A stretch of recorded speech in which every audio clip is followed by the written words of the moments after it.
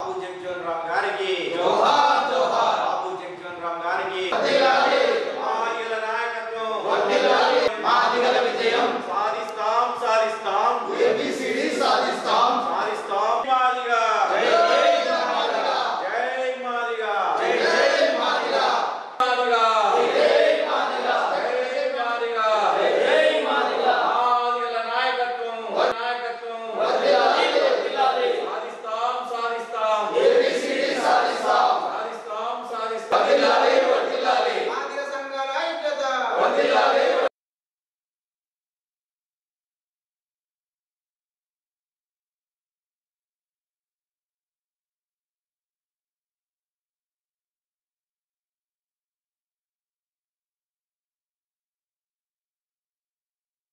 సంఘాల ఆధ్వర్యంలో ఈరోజు సమావేశం ఏర్పాటు చేయడం జరిగింది.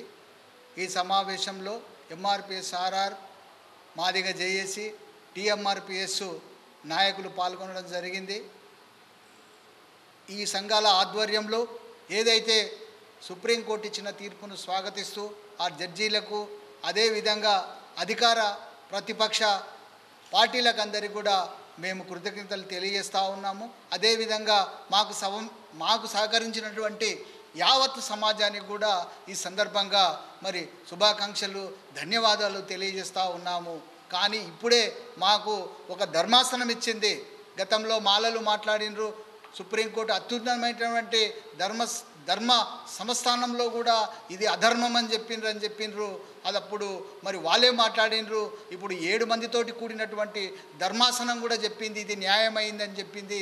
మరి దాన్ని వాళ్ళని ఆలోచన చేయాలని చెప్పుకుంటూ ఈ ఒక వర్గీకరణ అంశం రాజకీయానికి సంబంధించినది, రాజకీయ ప్రక్రియ కనుక రాజకీయ నాయకులు ఇప్పుడు ఆలోచన చేయవలసిన అవసరం ఉంది. ఇది ప్రజలతోని కానీ సంఘాలతోని సంబంధం లేదు. ఇప్పుడు వచ్చిన తీర్పు ఖచ్చితంగా ఇది ఒక సంఘాల ద్వారా ఇచ్చింది, ఒక బీజేపీ పార్టీ కాదు, కాంగ్రెస్ పార్టీ కాదు, ఇవన్నీ పోలేదు.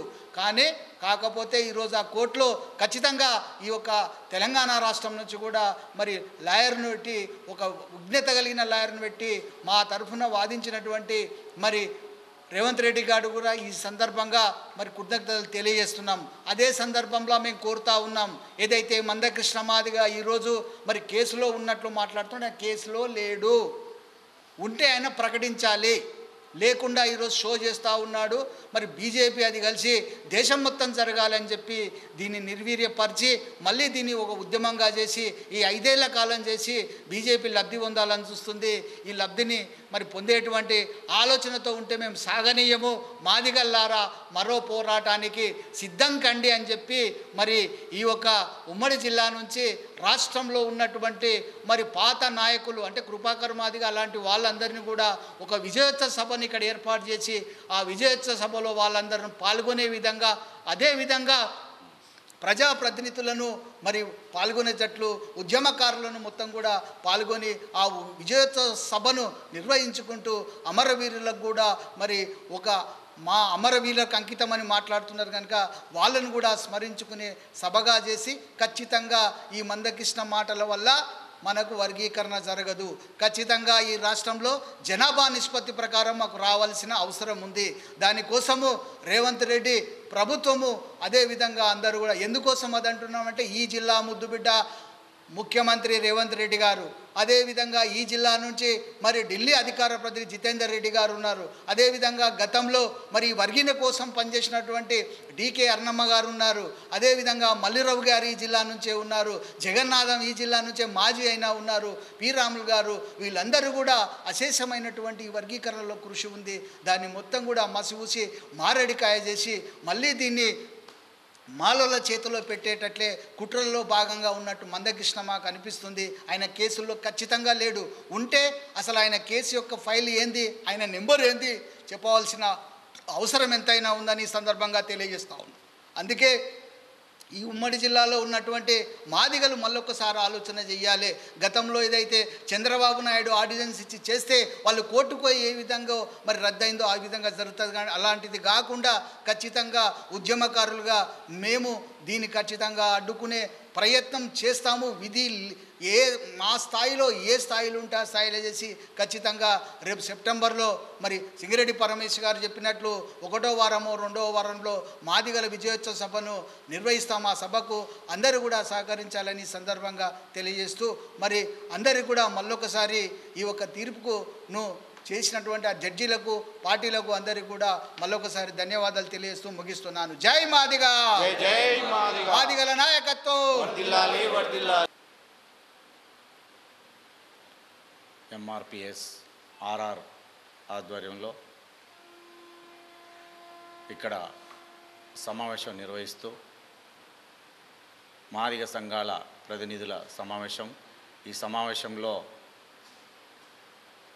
టిఎంఆర్పిఎస్ మరియు మాదిగ జేఏసీ 3 సంఘాలు కలిపి ఈరోజు సమావేశం నిర్వహించడం జరుగుతూ ఉంది. ఏదైతే అత్యున్నత న్యాయస్థానమైన సుప్రీంకోర్టు వర్గీకరణ అంశానికి గ్రీన్ సిగ్నల్ ఇవ్వడం జరిగింది. రాష్ట్రాలుగా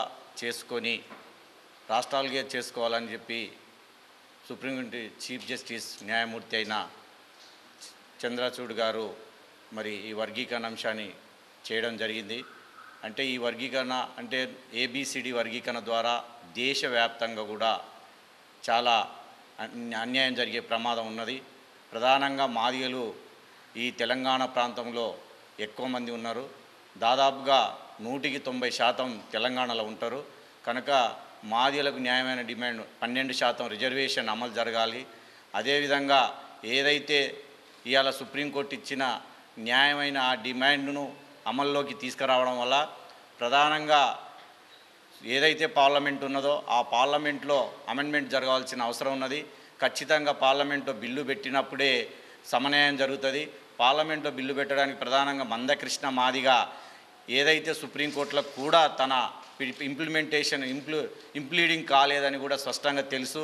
మరి ఆయన అకౌంట్లో వేసుకోవడం అనేది సరి అయినది కాదు. ప్రధానంగా 7 మంది న్యాయమూర్తులు ఇచ్చిన తీర్పుకు మరి మేము మా ఉద్యమం ద్వారానే వచ్చిన అన్ని సంఘాలు, మాదిగ సంఘాలు, మాదిగల నాయకత్వంలో ఎన్నో పోరాటాలు, రాస్తారోకోలు, ధర్నాలు, నిరసన దీక్షలు, పోలీస్ హింసల దాడులు, అన్ని రకాలుగా ఎన్నో రకాల కార్యక్రమాలు చేసిన ప్రతి వారి శ్రమ ఈ జాతి శ్రమ, ఈ కార్యకర్తల శ్రమ ఉన్నది. కాబట్టి ఖచ్చితంగా ఏదైతే ఉందో పార్లమెంట్లో మాట్లాడడం ఏదైతే బీజేపీ ప్రభుత్వం గత ప్రభుత్వం 2014 నుంచి 100 రోజుల్లో వర్గీకరణ చేసే ఇలా 10 ఏళ్ళు అవుతున్నా కూడా చేయలేదు. కాబట్టి ఖచ్చితంగా పార్లమెంటు బిల్లు పెట్టి ఆర్డినెన్స్ ద్వారానే తీసుకొచ్చి ఏ రాష్ట్రాలు ఆ రాష్ట్రాలు చేసుకునే అవకాశం కల్పిస్తూ, అదేవిధంగా ప్రధానంగా ఇప్పుడు ఏదైతే ప్రభుత్వ ఉద్యోగాలు కానీ విద్యా సంస్థల్లో కానీ ప్రధానంగా ఏంటంటే వర్గీకరణ జరిగిన తర్వాతనే ఇంప్లిమెంట్ చేయాల్సిన బాధ్యత కేంద్ర రాష్ట్ర ప్రభుత్వాలకు ఉన్నదని చెప్పి డిమాండ్ చేస్తూ ఉన్నాం. మరి దీని ఉద్దేశంగా ఇవాళ మేము ఏదైతే వర్గీకరణ అత్యున్నత న్యాయస్థానం చెప్పిన ఆ న్యాయాన్ని మేము పరిగణలోకి తీసుకొని మరి ఒక పాలమూరులోనే అన్ని సంఘాలు అంటే మాదిగ జేఏసీ మరియు ఎంఆర్పిఎస్ ఆర్ఆర్, టిఎంఆర్పిఎస్ ఆధ్వర్యంలో పెద్ద ఎత్తున వచ్చే నెల సెప్టెంబర్ నెలలో ఫస్ట్ వీక్లో కానీ 2వ వారంలో కానీ ఖచ్చితంగా విజయోత్సవ సభను నిర్వహించడానికి అందరూ ఐక్యంగా చేయడానికి సిద్ధపడతా ఉన్నాం. మాదిగల న్యాయమైన డిమాండు ప్రభుత్వాలు, పాలకులు కూడా మరి ఇవాళ ఖచ్చితంగా ఈ మాదిగల న్యాయమైన డిమాండ్కు అందరూ కూడా కలిసి రావాలని చెప్పి విజ్ఞప్తి చేస్తున్నాం. ఇవాళ రాష్ట్ర ముఖ్యమంత్రి రేవంత్ రెడ్డి గారు ప్రధానంగా నిండు అసెంబ్లీలో మరి నిజంగా మాదిగల న్యాయమైన డిమాండ్ ఖచ్చితంగా అవసరమైతే ఆర్డినెన్స్ ద్వారా అయినా ఇవరిగిన, అదేవిధంగా జనాభా నిష్పత్తి ప్రకారం కూడా ఖచ్చితంగా సర్వే చేయించి ఖచ్చితంగా మరి ఆ సర్వే ద్వారా వచ్చే జనాభా ఏ కులానికి ఎంత రావాలో ఇలా చూస్తూ ఉన్నాం. మాల సోదరులు చెప్తా ఉన్నాం, ఇప్పటి వరకు మనం అంతా ఐక్యంగా ఉన్నాం, ఐక్యంగా నిలబడ్డాం. జాతికి ఎవరికి ఏం జరిగినా ఈ జాతి దళిత 59 ఉపకులాలకు ఏం జరిగినా కూడా ఇలా పోరాటం చేస్తూ వచ్చాం. కానీ ఇప్పటి కూడా మీరు మమ్మల్ని రెచ్చగొట్టే విధంగా చేయడం అనేది ఇది సరి అయినది కాదు. గతంలో కూడా 30 ఏళ్ళు ఇలా మానసికంగా మాదిగలను ఇబ్బంది పెడుతూ సుప్రీంలో కొట్టు హైకోర్టుల చుట్టూ తిరిగి మమ్మల్ని ఇబ్బంది పెట్టే పద్ధతి సరి అయింది కాదు. ఇలా బాబాసాహెబ్ అంబేద్కర్ సామాజిక న్యాయం సమసమాజ మార్పు కోసం కృషి చేసిన ఆయన సిద్ధాంతాన్ని నిజంగా వ్యతిరేకిస్తున్నట్లుగా నిజంగా మాలలను చేస్తున్న పరిస్థితి సరైనది కాదని మీరు చేసే విధానాన్ని ఒక్కసారి వెనక్కి తీసుకొని ఐక్యతతో మన సమాజంలో జరుగుతున్న ఏదైతే ప్రభుత్వాలు, పాలకులు మన సంక్షేమ పథకాలు ఏమున్నావో దాన్ని అమెండ్మెంట్ చేసుకోవాల్సిన బాధ్యత మనందరిపైన ఉన్నదని కూడా మీకు గుర్తు చేస్తా ఉన్నాం. ఇప్పటికైనా మీ కుచితమైన ఆలోచనని మానుకోకపోతే భవిష్యత్తులో మన ఐక్యతను దెబ్బతీసే ఇతర వర్గాలు కూడా తీయడానికి సిద్ధపడతారు. కనుక దీన్ని దృష్టిలో ఉంచుకొని ఖచ్చితంగా మీరు కలిసి వచ్చి న్యాయంగా సుప్రీంకోర్టు న్యాయస్థానాన్ని గౌరవించినప్పుడే మీరు నిజంగా ఈ సమాజంలో ఒక చట్టాన్ని కానీ ఒక వ్యవస్థ కానీ ప్రజాస్వామ్యానికి విలువ ఇచ్చినట్లు అవుతుందని చెప్పి ఈ సందర్భంగా గుర్తు చేస్తూ అందరికీ నమస్తే. ఈరోజు మహబూబ్నగర్ జిల్లా కేంద్రంలో ఆర్ఆర్ఎంఆర్పిఎస్ ఆధ్వర్యంలో గతంలో వర్గీకరణ కోసం పనిచేసిన సంఘాలను అన్నింటినీ పిలిచి ఒక విజయోత్సవ సభ జరపాలనే అభిప్రాయ సేకరణ కోసము ఈరోజు సమావేశం ఏర్పాటు చేయడం జరిగింది. దాంట్లో డాక్టర్ పిడమర్తి రవణ ఉస్మానియా యూనివర్సిటీ విద్యార్థి నాయకుడు, తెలంగాణ ఉద్యమకారుడు, ఏర్పరిచినటువంటి మాదిగ జేఏసీ సంఘం తరఫున మేము ఇక్కడ హాజరవ్వడం జరిగింది. రాయగంటి రామదాస్ అన్న, సింగిరెడ్డి పరమేశ్ అన్న, సీనియర్ ఎంఆర్పిఎస్ నాయకులు వీళ్ళు తీసుకున్నటువంటి ఒక నిర్ణయము చాలా మంచిదిగా భావిస్తున్నాం. మేము ఉమ్మడి ఆంధ్రప్రదేశ్ ఉన్నప్పుడు వర్గీకరణ జరగాలనే డిమాండ్ జరిగింది. ఈరోజు 2 రాష్ట్రాలు విడిపోయినాయి. తెలంగాణ రాష్ట్రంలో మాదిగల జనాభా ఎక్కువగా ఉన్నది అని చెప్పేసి డాక్టర్ పిడమర్తి రవి మాదిగ జేఏసీ వ్యవస్థాపకులు పదే పదే చెప్తున్నారు. మాదిగలారా జాగ్రత్తగా ఉండండి, మనకు నష్టం జరుగుతుంది. తెలంగాణ రాష్ట్రంలో మనం ఎక్కువ ఉన్నాము, ఈ 7% రిజర్వేషన్ వల్ల తీవ్రమైన నష్టం జరుగుతుందని చెప్పేసి మొదటి వాయిస్ ఇచ్చింది డాక్టర్ పిడమర్తి రవణ. ఆయన నాయకత్వాన్ని గౌరవిస్తూ మేము ఈ జిల్లాలో పనిచేస్తున్నాము. కాబట్టి ఇప్పుడు కూడా సుప్రీంకోర్టు ఏదైతే తీర్పిచ్చిందో దాన్ని స్వాగతిస్తూ రాష్ట్రాలకు అధికారం ఇచ్చింది.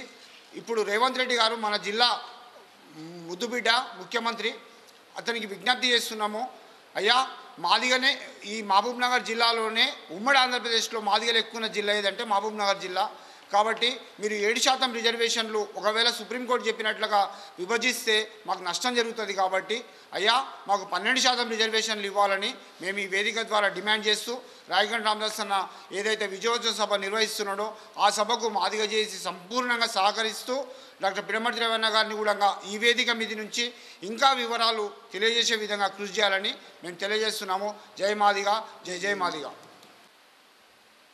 మాదిగల ప్రతినిధుల సమావేశానికి వచ్చినటువంటి పెద్దలకు మరియు ఎంఆర్పిఎస్ ఆర్ఆర్ ఆధ్వర్యంలో జరుగుతున్నటువంటి ఈ కార్యక్రమానికి అందరూ గతంలో చాలామంది ఏమనే వాళ్ళంటే ఒక్క సంఘం మీరందరూ ఒక తాటి మీనికి ఎప్పుడు రాలేకపోయినరు అనే ఒక అపవాదం ఉంది. కాబట్టి ఈ ఎంఆర్పిఎస్ ఆర్ఆర్ ఆధ్వర్యంలో మొత్తాన్ని సంఘాలను ఏకం చేసి ఇదేదైతే 30 సంవత్సరాల సుదీర్ఘంగా వచ్చినటువంటి చేసినటువంటి ఈ పోరాటంలో భాగంగా అందరూ భాగస్వాములై దీనికి ఇప్పుడు మొన్న కూడా మన పిడమర్తి రవణ అన్నట్లు ఫస్ట్ రోజు మనం సంబరాలు చేసుకుంటున్నాం, కానీ అది సంబరాలకు ఓకే, సంబరాలకు ఒక చిన్న తొలిమెట్టు అనుకోండి. కాకపోతే అది క్రమక్రమంగా మన సుప్రీంకోర్టు చెప్పినట్టు కూడా 7% కాకుండా 12% కూడా పెంచేటట్టుగా మనం మలిదశ పోరాటానికి సిద్ధం కావాల్సిందిగా అందరూ ఎంఆర్పిఎస్ ఆర్ఆర్కు మనం అందరం సపోర్ట్ చేసుకొని మన కుల సంఘాలన్నీ ఏకతాటిగా మేమంతా ఒకటి, మేమంతా వర్గీకరణ సాధించుకుంటామనే నినాదంతో 12% రిజర్వేషన్ సాధించుకుంటామనే నినాదంతో ముందుకు పోవాలని కోరుకుంటున్నాం. ఈరోజు ముఖ్యమైన అంశం ఏంటంటే ఈ వర్గీకరణ అంశం అనేది చాలా పెద్ద ఎత్తున మనం తీసుకుపోవాల్సిన అంశం. ఎందుకంటే ఈరోజు సుప్రీంకోర్టు మాదిగలకు అన్యాయం జరిగిందని చెప్పి మాదిగలకు ఈరోజు ఏబీసీల వర్గీకరణ కావాలని చెప్పి గత 30 సంవత్సరాల నుంచి 3 శతాబ్దాల పాటు వీళ్ళు నిరంతరం అన్ని సంఘాలు మాదిగ సంఘాలు ఈరోజు ఎన్నో ఉద్యమాలు ఎన్నో పోరాటాలు చేసి ఇప్పటి వరకు కూడా వాళ్ళు వెనుకబడిపోయారు, వాళ్ళు విద్యా ఉద్యోగాల్లో కూడా నష్టపోయారు, వీళ్ళకి అన్యాయం జరిగింది అని చెప్పి సుప్రీంకోర్టు ఎన్ని రకాలుగా ఎన్ని కేసులు అన్ని చూసి ఈరోజు ఈ 6-7 మంది సభ్యులతోన ఈరోజు ధర్మాసనం మనకు మాదిగలకు ఖచ్చితంగా ఈరోజు రిజర్వేషన్లు ఉండాలని చెప్పి తీర్పు ఇవ్వడం జరిగింది. ఈ తీర్పులో భాగంగా ఈరోజు మనకు వర్గీకరణ వస్తున్నదని చెప్పి తెలంగాణ అన్ని రాష్ట్రాలు కూడా ఈరోజు సంతోషం వ్యక్తం చేస్తున్నాయి. కానీ ఎంత సంతోషం వ్యక్తం చేసినా కూడా ఈరోజు ముఖ్యంగా మన తెలుగు రాష్ట్రాల్లో చూసుకుంటే తెలంగాణ రాష్ట్రంలో మాదిగలు 60 లక్షల మంది మాదిగలు ఉన్నారు. ఈరోజు మాలలు 20 లక్షల మంది మాలలు ఉన్నారు. ఈరోజు 60 లక్షల మాదిగలకు ఈరోజు 7%, అదేవిధంగా 20 లక్షలు ఉన్న మాలలకు ఈరోజు 6%. అంటే 60 లక్షలకు ఏమో ఒక్కొక్క అంటే 1%, అంటే మనకి 7 వాళ్ళకి 6, అంటే ఎక్కువ మొత్తం ఉన్న వాళ్ళు మాదిగలే నష్టపోతారు. కాబట్టి ఈరోజు మన పిడమర్తి రవ్యను పదే కోరుకునేది ఏంటంటే ఇక్కడ వర్గీకరణ వచ్చినా కూడా వర్గీకరణలో ఇంప్లిమెంట్ చేయాల్సింది ఏంటంటే మాదిగలకు జనాభా తామాష ప్రకారము ఖచ్చితంగా 12% రిజర్వేషన్లు ఇస్తేనే మాదిగ బిడ్డలు కానీ చదువుకున్న వాళ్ళు కానీ అదే ఉన్నత విద్యలో కానీ చదువులో కానీ ఇట్లా వాళ్ళు లబ్ధి పొందుతారని చెప్పి ఈరోజు ఆయన కంకణం కట్టుకొని ఉద్యమం స్టార్ట్ చేసి ఈరోజు అదే కాన్సెప్ట్ తీసుకున్నాడు. కాబట్టి అదే కాన్సెప్ట్ మీద మనం బాగా ఆలోచన చేసుకోవాలి. ఎందుకంటే ఇది చాలా తీవ్రమైన అంశము. ఈరోజు మనం 15% అని చెప్పి 15%లా మనం 7 వాళ్ళు 6 తీసుకుంటే నష్టపోతున్నాము. ఈ నష్టాన్ని మనం ఫుల్ఫిల్ చేయాలంటే ఈరోజు కూడా మన పిడమర్తి రవి కూడా అసెంబ్లీలో మాట్లాడడం జరిగింది. అదేవిధంగా దామోదర్ రాజనరసింహ కానీ మిగతా అంతా ముఖ్య నాయకులు అంతా కలిసి మంచిగా స్పష్టంగా ఆయన తీర్పు అది పిడమర్తి రవి చెప్పడం జరిగింది. ఏమని చెప్పిండంటే మీరు అన్ని రకాలుగా ఆలోచన చేసేయండి. ఈరోజు సుప్రీంకోర్టు ఏం చేసి జనాభా దామాష ప్రకారము నిష్పత్తి ప్రకారము మనకు వర్గీకరణ జరగాలి. ఆ రకంగా రాష్ట్రాలకు స్వయం ప్రతిపత్తి ఇచ్చింది. అటువంటి దాన్ని మనం ఇంప్లిమెంట్ చేసుకోవాలి. పాత దాన్ని పట్టుకొని ముందుకు పోతే మాత్రం నష్టం జరుగుతుంది. కాబట్టి మనం కూడా రాష్ట్రాల స్వయం ప్రతిపత్తితోనే ఖచ్చితంగా ఈరోజు రేవంత్ రెడ్డి కూడా ఒక మాట చెప్పిండు, ఖచ్చితంగా వర్గీకరణ కూడా ఇంప్లిమెంట్ చేసి ఆర్డినెన్స్ తీసుకొస్తాము. ఈ ఆర్డినెన్స్ తీసుకొచ్చి వీళ్ళకి న్యాయం చేస్తాము. ఇప్పుడు గ్రూప్ 1 కానీ గ్రూప్ 2 కానీ గ్రూప్ 3 కానీ ఉద్యోగాలు కూడా మేము వర్గీకరణ ఇంప్లిమెంట్ చేసి వాళ్ళకు కూడా అవకాశం కల్పిస్తామని చెప్పి రేవంత్ రెడ్డి చెప్పడం జరిగింది.